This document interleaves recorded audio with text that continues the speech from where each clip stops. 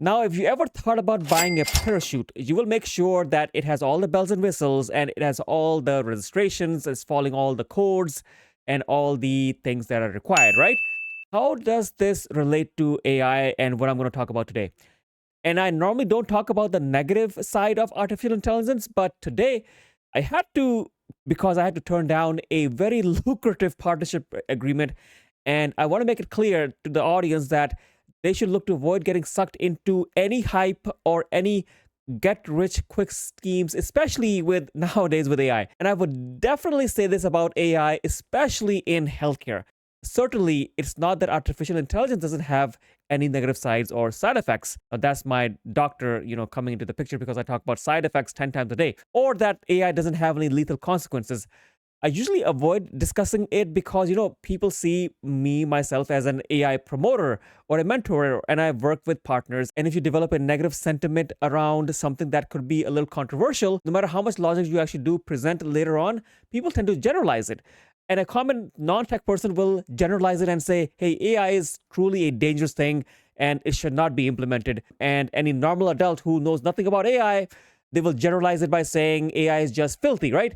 And it has too many consequences and we got to not deal with it at all. So it becomes our duty to talk about the positive sides, the positive aspects, so that entrepreneurs and business leaders, instead of dropping AI, look to adopt it. However, recently I had to deal with, and the reason for this video is why you cannot look to implement AI in a wrong, in a haphazard, and in a poorly planned manner that will certainly lead to horrible results, especially in healthcare. It can lead to so many risky and dangerous consequences. And recently I was at a conference, and you can see the videos that I have on my profile, and it had been the best and the top minds of AI in healthcare were there. What I am seeing these days is that when it comes to healthcare, and of course, healthcare means human life, and how important is a life of a single human being.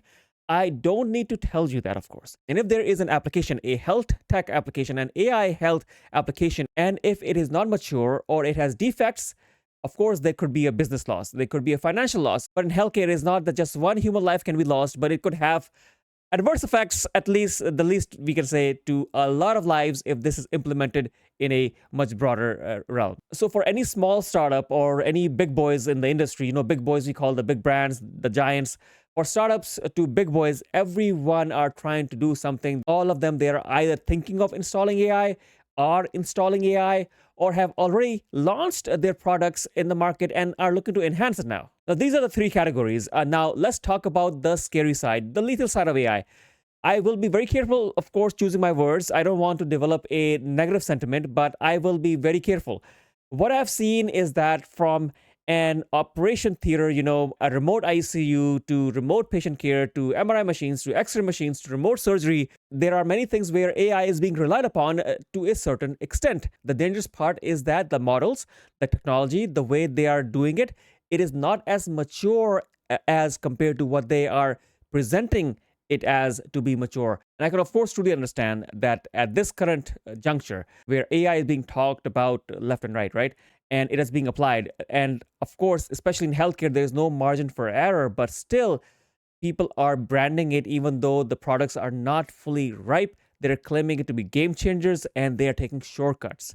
They are front ending something that is not precise and accurate and valid as it needs to be, especially in healthcare. But this potential partner that led me to this video wanted to go so fast without properly placing all the essential and required AI training and safeguards.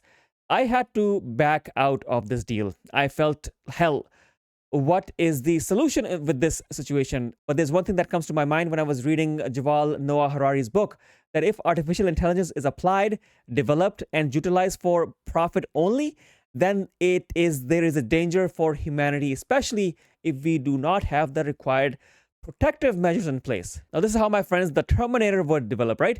And personally, I am against AI being used in warfare, looking to pinpoint people and to be helpless targets, right? Unfortunately, it will require some of these disasters for AI in healthcare and other fields to actually end up getting the required regulations in place, unfortunately. But however, if this is done for the protection of human life, then it will prove to be an asset. What is happening is this claim and is being made that we will use AI inside remote ICUs to save people's lives. We will go to operation theaters to save lives. This data will do this. This data will end up doing that. It's all a debate right now. And I agree, much of this will be done and needs to be done, but needs to be done properly.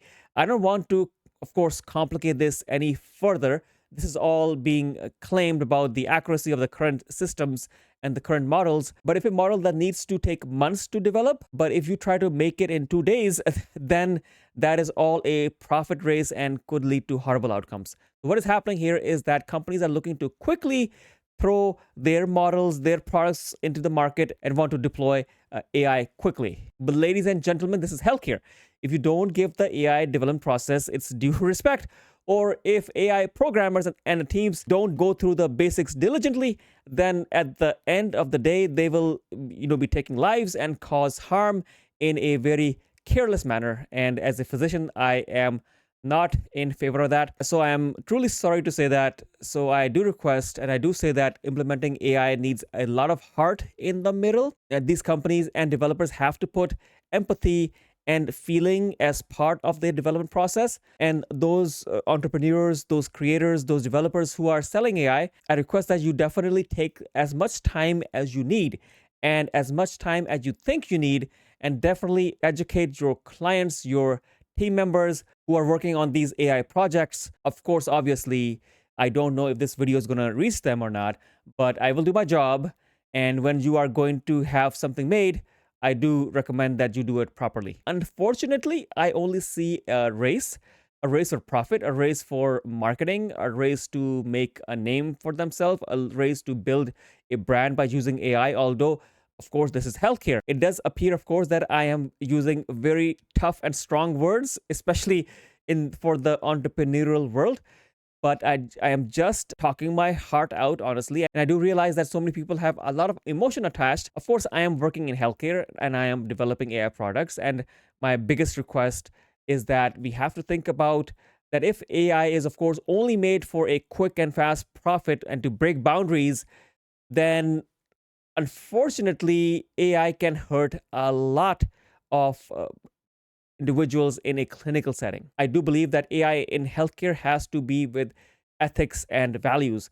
The dangerous thing is that there are no clear laws anywhere in the world right now where a person can claim that this model has 100% accuracy. Then one can also validate it, that there are laws, but there are no clear laws currently. I have looked at this and met representatives from different countries. No technology is bad. However, I've seen, of course, seen many benefits, but it is necessary to talk about this because you can cause a lot of damage, and I don't want to be part of that. And if someone is harmed due to carelessness in the development process, at least I will say that, yes, I saw one thing, I communicated it very honestly, because when you have just a little bit of knowledge, it does give you a little bit of power, and with power comes a little bit of responsibility. Thank you so much.